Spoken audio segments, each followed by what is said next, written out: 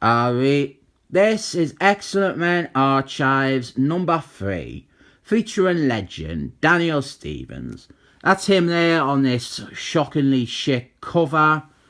The idea is that the cover, well, Daniel Stephens, I'll just show you actually, he's meant to be fighting the Excellent Men, or rather, Christopher Clairvoyant's pet character, Mary Sue Moonchild, who is firing an arrow at him, but Daniel Stephens, he's dodging it. But, of course, this bit is the actual cover, just this. So, you can't actually see Mary Sue Moonchild, and now he's just dodging a random arrow. And we have got loads of empty space there where she could be. This is just an awful cover. And he is off-centre too, and that really annoys us. It's not pleasing. This cover is just awful at everything. If you haven't seen the last 2 videos on this story, I really hate it. It's written by Christopher Clairvoyant and drawn by Bill Sonovabitch. And we all know with this, some art that is really lazy, but is trying to be creative and abstract. This whole issue, it revolves around 3 things. Firstly, we are undercutting and butchering a story about Dr. X and his son. Secondly, we are giving Christopher Clairvoyant an excuse to masturbate over his perfect female character of the week, Mary Sue Moonchild. And finally, we are making some confused statement about racism. You see, they are all in Daniel Stephens' mind. And you wouldn't be able to tell that because Bill Sonovabitch, he has drawn some of the most flat and uninteresting looking environments possible.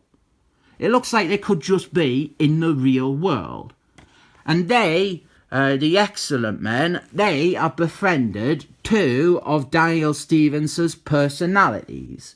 And the third personality, he's meant to be like a baddie, and they keep referring to him as, quote, the Arab, end quote. And here we have got Cyber contributing absolutely nothing to the story. I've got some good news for you though. We're back with irrelevant subplot pages that they forgot to edit out of the reprint. So now we are an ocean away, on an island hidden in the heart of the infamous Bermuda Triangle, in a city far older than human civilization. And this woman here, she is a classic Clairvoyantian woman. So she isn't just a normal person. She has got loads of pointless caveats and pointless titles to her name, like she is queen of this magical island, she is a pirate, she's a jungle warrior, and she is in love with Mr. Magnets. And here we have got loads and loads of painful dialogue. It's Christopher Clairvoyant again attempting to write some romance, and it's just embarrassing. But really, the greatest pain is Bill Sonovabitch drawing Mr. Magnets wearing whatever the fuck this is meant to be. This is not Mr. Magnets' costume. This is not even close to his costume. He has never worn a costume resembling this in any way. And I tell you what, James McAvoy, he would never be caught dead wearing this costume. And everything else is just Bill Sonovabitch being shit and being lazy and being ugly. It's really unpleasant to look at. You see, one of Daniel Stephens' personalities is a Middle Eastern terrorist. And this is where the whole split personality thing, it falls apart even more. And we're already pushing it with him having a personality who is a little girl that likes to start fires. But the idea is that this Middle Eastern guy, this one here, he was actually a real person that Daniel Stevens killed. And he absorbed them into his mind. And now he has become like one of his personalities. Also, by the way, it's all about Mary Sue Moonchild. She is the most important one. She's the only one who can stop, quote, the Arab, end quote. Her powers, she can make some sort of a mind error or some crap like that. And it's the only thing that could hit him. And then, oh God, look down here. We have got something that is almost borderline experimental. And it almost works. But then it is mostly just black background. Or as I call it, blackground. I didn't really call it that. And this, it really should be Dr. X's story. I've said it loads, but it really should. It should be about him helping out his son that he has only just found out about. And the story, it even builds up and acknowledges stuff like that. But it's Christopher Clairvoyant writing, so he can't help but make it instead become all about Mary Sue Moonchild and how faultless she is. And then we start to get some backstory. The backstory on the, quote, Arab, end quote. You see, he was a terrorist. He shot and he killed Daniel Stevens' godfather. And this caused Daniel Stevens' powers to manifest. And he killed the terrorist, but absorbed his personality into his mind. And now Daniel Stevens, he has multiple personality disorder. So somehow it just becomes one of his personalities. It's such nonsense. And here we have got Daniel Stevens' mum. She is beating up the terrorist. But we've got to learn to be less bigoted, because this Middle Eastern man who is literally shown being a terrorist earlier in the page, well, he isn't a terrorist just because he's Middle Eastern. No, the baddie is actually the other personality. It stabs Dr. X in the back, and that's it for Dr. X's involvement in a story that should rightfully be all about him. Wanted, new sheriff. If any of you are looking for a job, well, they are looking for a new sheriff. It could be a good sheriff.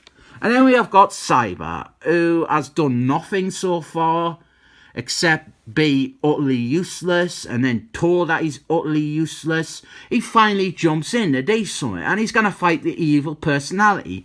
And this could be exciting, but he just gets thrown away dead quickly. And instead, Mary Sue Moonchild steps in and immediately defeats the personality because she can.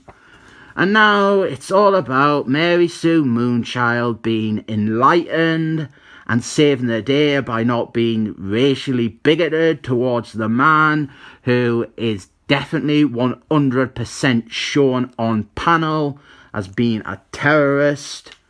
So Mary Sue Moonchild, she resolves everything, and she restores mental balance to Daniel Stevens all by herself. And now we're back in the real world, and we get loads of writing telling us how amazing Mary Sue Moonchild is for being able to solve everything and do all this stuff. And finally, the only decent scene in the whole story, albeit it is still drawn awfully. This is Dr. X finally meeting his son that he didn't know existed. And really, it's just this panel down here that's any good. The rest is all nonsense. Nonsense about his personalities, and it's worth noting, it's not even clearly defined at any point in this story how these personalities manifest in the real world. So really just look at this bit at the end with them hugging and saying they love each other and stuff. It's nice. There should have been more stuff like that in the story. And we finally end on a beach. And now I want you to cast your minds back to part 1 of the story. And remember some of those characters that we were introduced to. Like the annoying robot. He contributed a lot of this story, didn't he? Or how about Multiplication Man? Or Squealy, who legitimately does not appear after he was introduced? How about Wolf's Girl and Cyber, who turn out to be utterly unimportant? Or Boring Myra, or Daniel Stevens's mum, or even Dr. fucking X. As I said, take this basic story and give it to a better writer and a better artist, and it might not be bad. This is really bad. We have got terrible writing that completely misses the mark and displays a clear obliviousness to mental health or how to even tell this story. We have also got lazy and ugly art by a hate-filled, talentless boob like Bill son of a bitch. This story, it might have introduced legend Daniel Stevens, but the only thing it succeeds at is reminding us how much I hate Christopher Clairvoyant and Bill son of a bitch. So I'm only rating this one 7 thumbs up.